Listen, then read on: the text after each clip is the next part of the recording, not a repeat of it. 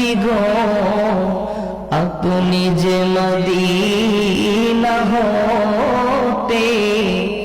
এ আশিক দে পারেন দেখিতে এ গোলাম কবরে রাখিলে লইয়েন গো মায়ারি কোলে ইয়া নবী